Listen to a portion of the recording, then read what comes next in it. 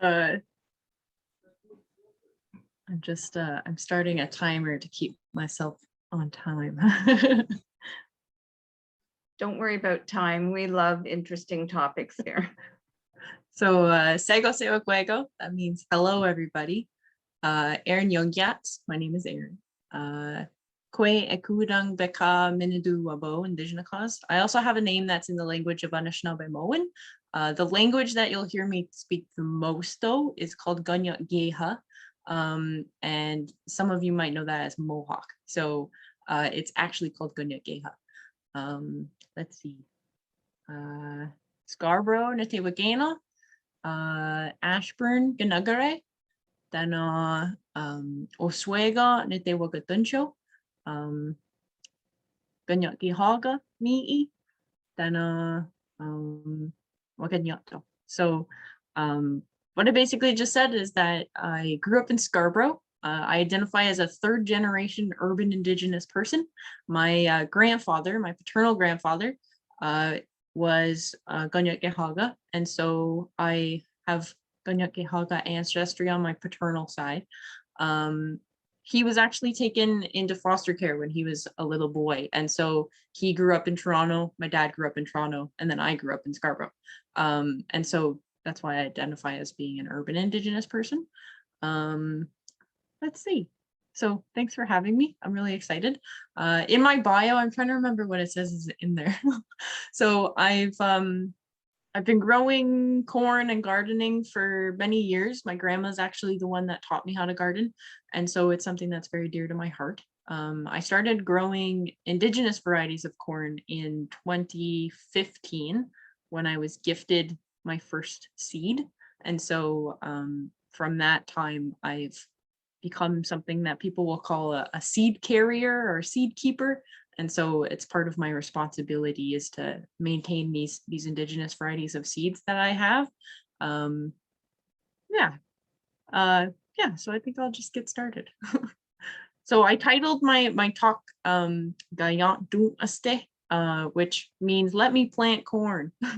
So that first part, the Ka is ga, which means me to it. And then unaste at the end is actually how you say corn in Kanyakeha. So Kanyakeha, you can kind of think it as like a puzzle. So each piece of the word actually means something. And when you piece them all together, it's basically an entire sentence in one word. Yeah. So thanks for coming. I'm real excited. So I wanted to dive into a little bit about, who are the Kanyakehaga? So you'll hear me say some words like Haudenosaunee. So I'm gonna use language that maybe some of you probably have never heard before. And so I like to kind of tell you what they mean. Some of you might be familiar with the word Iroquois. So the Kanyakehaga, or the Mohawk people, were part of something called the Haudenosaunee Confederacy, which in French, they called us the Iroquois. So sometimes you'll also hear people say the Iroquois Confederacy. Our traditional territory is on the southern shores of Lake Ontario. And in those purple spots, you can see where a lot of our Mohawk communities, you'll probably recognize the word reserve, where they're located. There's actually a lot of indigenous people that live in urban areas now. I think it's like 50% of indigenous people in Canada live in urban areas. And so even though the purple areas are where some people live, a lot of us live in cities, just like you guys do. I wanted to introduce you to the Three Sisters. Some of you might be familiar with something called the Three Sisters planting method, or the Three Sisters mounds. So there's Onaste, which is corn, Osaheta, which are beans, and then Uno Oseira, which is squash. The Three Sisters planting method is something that indigenous peoples across North America and South America have been doing for thousands and thousands of years. And the seeds that you see on the screen are some varieties of specifically Haudenosaunee varieties of corn, beans, and squash. The seeds, I'm starting to do something in my own my own life, my own growing habits, where I'm trying to only grow Haudenosaunee varieties of corns, beans, squash, sunflowers, and just about whatever I can get my hands on, or be gifted. And it's something that is really dear to my heart because many varieties of indigenous seeds are some of the most endangered varieties in the world. As Haudenosaunee people, we're initially taught our responsibility for planting these seeds, and it actually comes from our creation story. In our creation story, there's a woman, and in English we call her Sky Woman, and she ends up falling through a hole in the sky. And there's many different metaphors that are throughout our creation story that can teach you about different things throughout your life. So recently my sister had a baby, and so I was able to think about the creation story and learn things about pregnancy, right? And you wouldn't really expect that from a creation story, but because our creation story is very metaphorical, there's a lot of life lessons that you can learn from that. Anyways, in the creation story, later to the end, I guess you could say, Sky Woman ends up passing away, and she gets buried in a mound. And then when she's buried in this mound, there's actually these seeds that she brings with her from the sky world, and she holds them in her hands as she's falling down to what we call Earth. And these seeds end up getting planted with her when she passes away. And some of those seeds are corns, beans, and squash, and they end up growing from her body out of various areas, like your heart or your mind. And so the very first lessons that we get from the creation story is our responsibility to grow these, have these reciprocal relationships with corns, beans, squash, and many other vegetables. Like I said, corn's been grown in North and South America for a really long time. There's some estimates that we've been growing it for about 10,000 years. And what I think is really cool is that you can actually track not only our migration as Haudenosaunee people, you can track our migration through our languages, but you can also track our migration to the north by, looking at the genetics of sunflowers, which I think is really cool. You can trace where all sunflowers came from, and if you actually follow that same tracing, it follows the exact migration pattern that Haudenosaunee people that we took north many years ago. So on the map there, you can see the migration that I've been taught, and there's many stories in oral history that we share that tells about this migration, but you can also see it just by looking at where what people will call Iroquois language family, where they're spoken, which I think is really fun. And then on the screen there's also a picture of a Three Sisters mound. So if you've never seen a Three Sisters mound, it's the act of planting corns, beans, and squash together in a specific pattern so that the corns, beans, and squash, they have a reciprocal relationship with each other. So the corn grows really tall, and you can kind of think of her as the sister that is really strong, and she holds everybody up.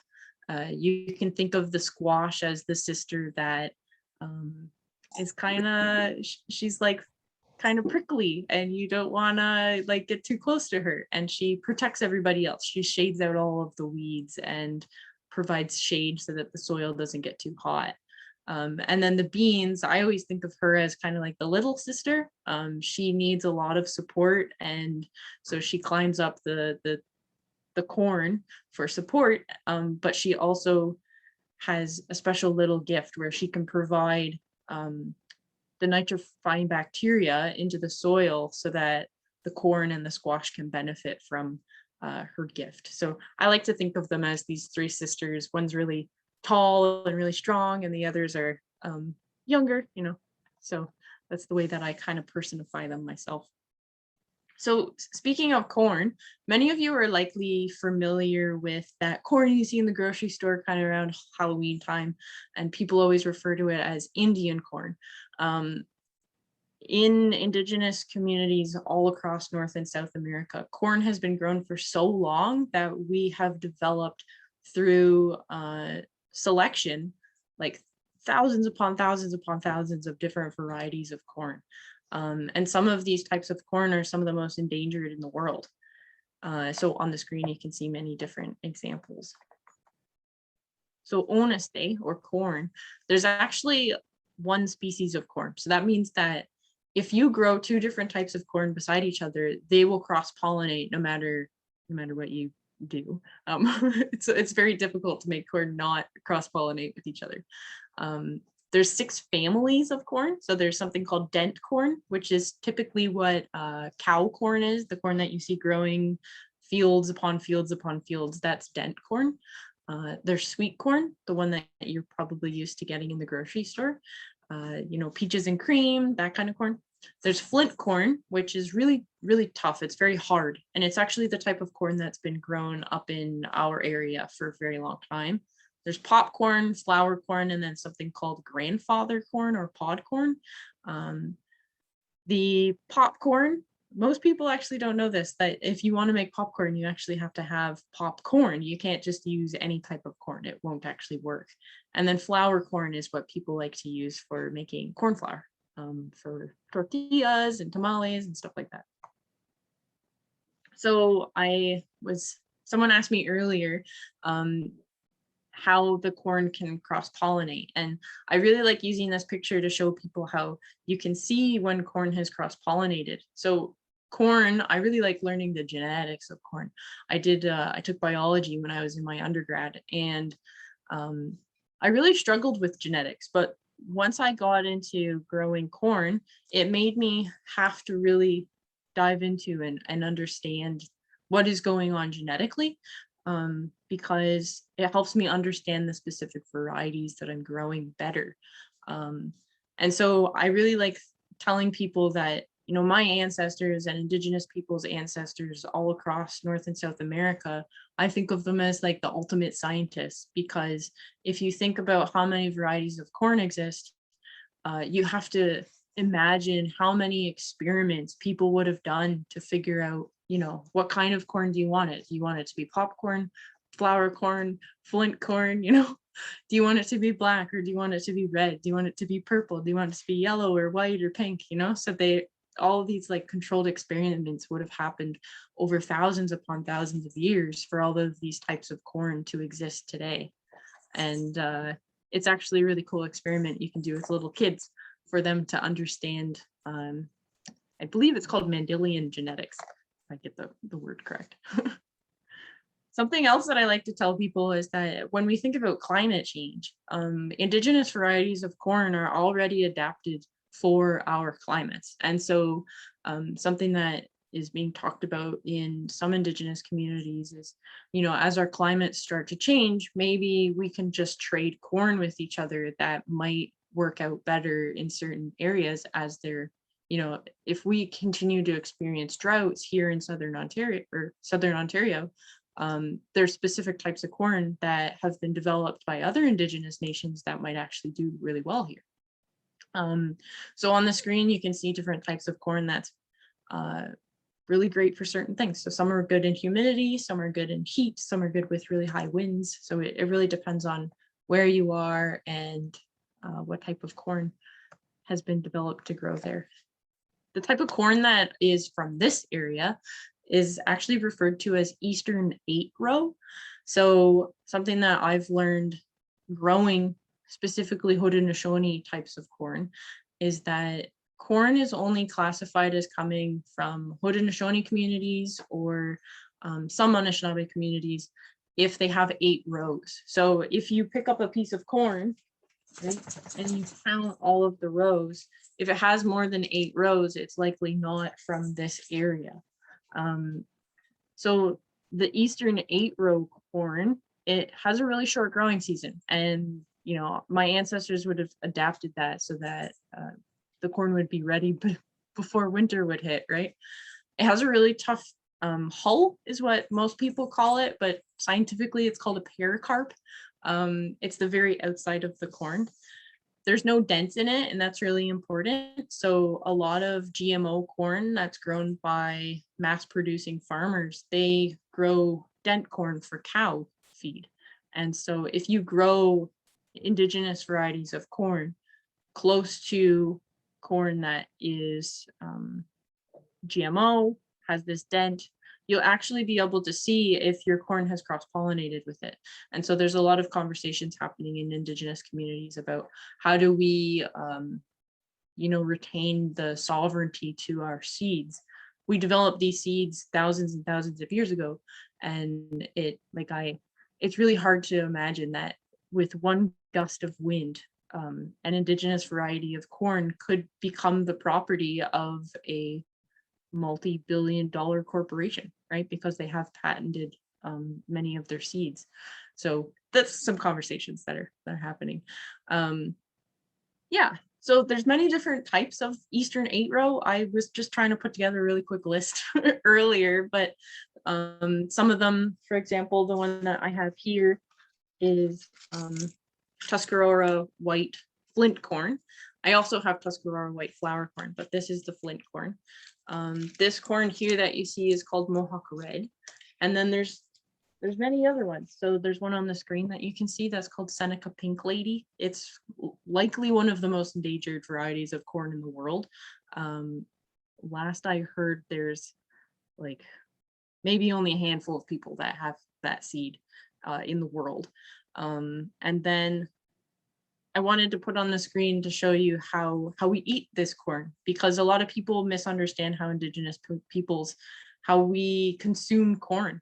And this has been happening since settlers first came to this area. There was a period in, I think it was the 1600s, when settlers brought indigenous varieties of corn back to Europe. But they didn't bring our cooking methods. They didn't bring that process that we use. And a lot of people ended up getting something called pellagra. It's when you consume something like corn and you're not getting the nutritional value that's in the food, and you get really, really sick. And then there's a picture there of how we braid up our corn and hang it to dry. So this corn, there's about a 2-week period in the summertime when you can actually eat it like corn on the cob. So there's a picture here of roasted white corn in its green milk stage. And then typically we'll just dry it out and use it for other things. I like to tell people that indigenous peoples are geneticists, biologists, chemists, ecologists, and astronomists all kind of lumped together. Our calendars that we have tell us at what time of the year we should be planting specific things. They tell us, that's that 2-week period. We have a calendar like the one that I have on the screen, and I can actually map out the exact day that period is going to start and that period will likely end. And so we have ways in our communities that we map all of this out. I like to show people this picture, this diagram, because I think it's really important for non-Indigenous people to understand what gets lost when Indigenous peoples don't grow our foods, don't eat our foods, don't harvest our foods, don't preserve our foods, right? There's so much that's interconnected when it comes to, sorry, I'm gonna mute you. Sorry. Sorry about that. But yeah, so there's so many things that is so interconnected when we have access to our traditional foods, right? So the act of planting something, right? In order to plant indigenous varieties of seed, you actually have to learn about seed saving. You need to learn about all the different varieties that we have. And part of that teaching, you start to learn about astronomy, how is planting connected to the stars? The restoration of indigenous plants, right? The importance of native wildflowers, stuff like that. And then you can kind of see how everything leads into each other. If you plant our foods, we grow our foods, and there's physical activity involved in that, right? There's foods that we get to learn about, like corn smut, something that a lot of non-Indigenous peoples see as being like a disease or a virus that cornfields get, but Indigenous peoples across North and South America see it as a gift because it's this like delicacy that you can eat, and it's this really delicious gift that you can't get from anywhere else. And then that leads all the way to all of the teachings that our communities have. You know, there's specific types of language that we only use when you're planting seeds. There's specific songs that we only use when you're planting seeds or when you're harvesting, you know. So there's so much that will be lost if indigenous seeds and indigenous people don't have access to our traditional food.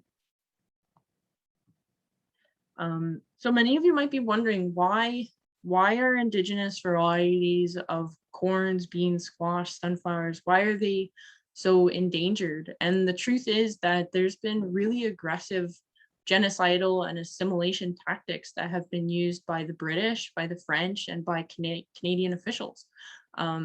I put a list on the screen here so that if anybody wants to learn a little bit more about them in depth, you can take that time and try to learn a little bit more. The main one that I always like to mention is the Indian Act. In the Indian Act, there have been specific laws that made it so that indigenous peoples didn't have the ability to grow our food. One example is there was a policy that prohibited indigenous peoples from banding together. So you can almost imagine that prior to 1951, when indigenous peoples wanted to, you know, put your money together to be able to buy a tractor, there was actually a part of the Indian Act that made it so that was illegal. People were not allowed to, you know, put your what you have together to better your community. And all of this really goes back to the fact that the Canadian government, through the Indian Act, has basically for themselves defined who is and who is not an Indigenous person in Canada, so that eventually one day they can undefine who is and who is not an Indigenous person in Canada. There's so much to dive into about the Indian Act, but there's many other ways that they've tried to eradicate our entire culture, and that includes our seeds, that includes our ways of growing food. Residential schools is a good example. The residential school that's in Brantford, Ontario, its nickname is the Mush Hole. I've heard from many people that went there that, you know, when they went to that school, they were taught that our ways of growing foods were wrong, right? And they were taught to grow food the way that it was being grown in Europe. And so a lot of our methods of growing indigenous foods were like forcefully pushed away, forcefully told to people that they were wrong and that they shouldn't be practicing them. And so slowly many people forgot how to do them. There was actually something called the severalty policy, which actually leads into something called the Soldier Settlement Act, which was during World War I. When soldiers were coming back from World War I, the government of Canada wanted to give them land. This is something that was really common. And what they ended up doing was they had something called the severalty policy. It basically said that on a reserve, when somebody's family was allocated a specific amount of land, they made it so that an individual could only have access to a specific amount. And if they weren't using that specific amount of land for farming using European methods, then the land that they weren't using would be given to somebody that was non-Indigenous. And essentially it was Canadian government's way of making reserves smaller and smaller and smaller. So if you want to look into any of these, I recommend it, because there's so much to learn about Canadian history and what is still going on in Canada that a lot of people in Canada still don't know about. So another example, this is in the States. During the Revolutionary War, George Washington actually attacked Haudenosaunee communities because he thought that we were feeding British military forces. And Washington ordered all Haudenosaunee corn storage to be destroyed. And what ended up happening was something called the Denonville invasion. And this actually ended up causing them to burn almost 1.5 million bushels of corn. So there's many diaries about this episode in history. And just to give you guys an idea of how much corn that is, in 2020, 177 bushels per acre was the average for how much a farmer in Ontario could produce. And 1 bushel of corn is 56 pounds. So I kind of did the math there so you guys could have an idea of how much corn was actually burnt to the ground, because George Washington was a little bit paranoid. So I mentioned that we have a special cooking process. So I wanted to have a lot of pictures involved because most people don't fully understand something that's called nixtamalization. You might hear of something called hominy corn. In many of our communities, we just call it hulled corn. And so what's actually happening is we take this corn because it's really hard, right? If you look at this corn, I don't know if you guys can hear it in my mic, but it's really, really hard. If you were to bite this, you'd break your teeth, right? So the way that our communities process it, and people still do this today. I read so much stuff on the internet that always refers to Indigenous peoples as being in the past, that we used to do this, but we still do it today. And it's actually quite the trade, I guess you could say. People that know how to do this cooking process are really prized in Indigenous communities. Basically what you do is you take the corn and you take it off of the cob and you end up cooking it in ash, so ash from your fire. And what it ends up doing is the ash makes it so that the water that you're cooking your corn with, it turns it into a solution almost as alkaline as bleach. And what it does is it dissolves the outer layer of the corn, which is called the hull or the pericarp. And it makes it so that not only does it dissolve, but it actually makes niacin, which is vitamin B3. It takes it from a form where it's bound to that outer layer in the corn, and it makes it so that it's bioavailable for humans to digest and to absorb into your system. It also does a lot of other really cool things. So it increases calcium and it increases iron, copper, and zinc. So it effectively cooking your corn like this makes it more nutritious for you. It also does this other thing, which I just learned the other day, which I think is really cool.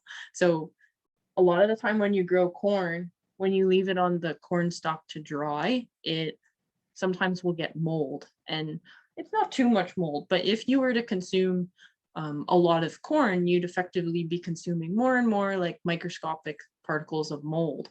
And when you cook your corn like this, it actually detoxifies there's 2 specific species of mold that contain a toxin which is carcinogenic, and it deactivates those toxins, which I think is super cool.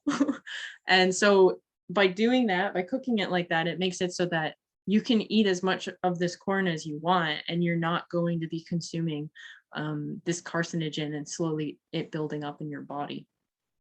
It also allows the corn to form into dough.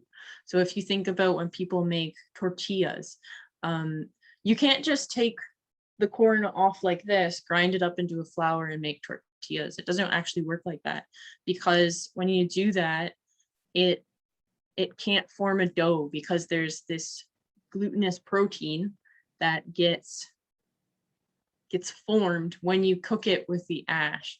So it's a really cool chemical reaction that's occurring.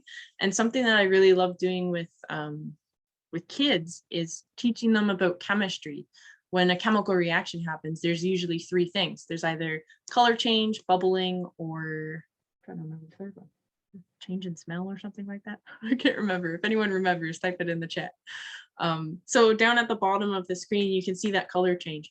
So the first picture down at the bottom left is the blue flint corn before I put it through this process. And then the picture right beside it is after. So you can see that color change. It tells you that the process worked successfully and that you're ready to start cooking with it. So we make all kinds of things with it. Like I said, you can make tortillas, you can make tamales, but you can also make something called, people will call it boiled bread. It's a traditional Haudenosaunee bread. It's very dense. You put beans in it. You can put strawberries or blueberries or whatever you want, but some people, it's pretty delicious. So you can kind of see how this interconnection that I mentioned, it's very, when you see the process of how we cook the corn, you can see how it's really important that indigenous varieties of corn are grown, because you can't do this process with sweet corn. It's not the same. Like that peaches and cream corn that you get in the grocery store, if you were to do this, it would just turn into like a mush, basically. And so to sum up my my presentation, I wanted to keep it short so that we can have a discussion. I wanted to mention some ways that people can support Indigenous communities, because I find that a lot of non-Indigenous people don't really know where to start. And so I pulled together a whole bunch of different Indigenous-led food reclamation, food sovereignty, food sustenance projects that are happening in the local area. So there's the Indigenous Sustenance Reclamation Network, which is ISRN. There's the indigenousfoodsystems.org. There's Ugakwa. They're really cool. They have a YouTube channel if you want to check it out. A woman named Rebecca Webster, she's Oneida, and she runs that one. There's Ojibikon, which is, I believe they're based out of Toronto. Revitalizing Our Sustenance is the group that I support and I'm a part of. We provide this knowledge and teaching other, it's kind of youth teaching youth about our traditional ways of growing foods. There's the Gundege Seed Sanctuary, which is based out of Tyendinaga Mohawk territory over near Belleville. And then there's the Mohawk Seed Keepers, which is Taraland Brant. She's based out of Six Nations of the Grand River Territory. So there's just a bunch there that you can kind of check out if you want to. Some other things. So I always encourage people to learn the true history of Canada, even if you have to do it on your own. A lot of the things that I've learned about Canada and share with other people about Canada is not things that you're going to find in your typical history book. They're things that the Canadian government doesn't want Canadians to know, because it would tarnish their image, right? It tarnishes that stereotypical I'm a kind Canadian type of image that they like to put out there. Something that might be relevant for many of you who are run urban gardens is you could consider reserving maybe a plot or a few plots, depending on how much ability you have at your garden, for Indigenous community organizations that are in the area or Indigenous community members. So that kind of would be a decision up to you. You can support and respect seed sovereignty of Indigenous nations. So what I mean by this is that I find that a lot of the time when I speak to non-Indigenous people, they get really excited about seeds, right? There's some people that collect seeds, and that's fine. But with Indigenous communities, a lot of our seeds have been stolen from us. A lot of our seeds have been profited off of. And so respecting the seed sovereignty of Indigenous nations just simply means, like, support us, but don't try to take our seeds from us, because they're really sacred and really special to us. And so if you are gifted seeds by an Indigenous person, just know that that's a really big honor, and we're very serious about our seeds. So take care of them well.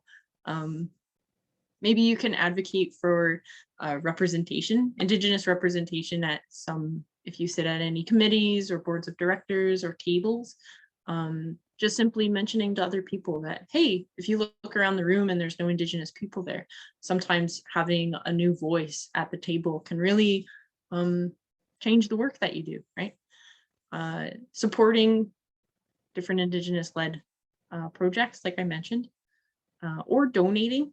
There's some projects like Revitalizing Our Sustenance or the Indigenous Sustenance Reclamation Network that you can donate to. Some of them are registered charitable organizations. And then finally, you can buy Indigenous grown and processed foods.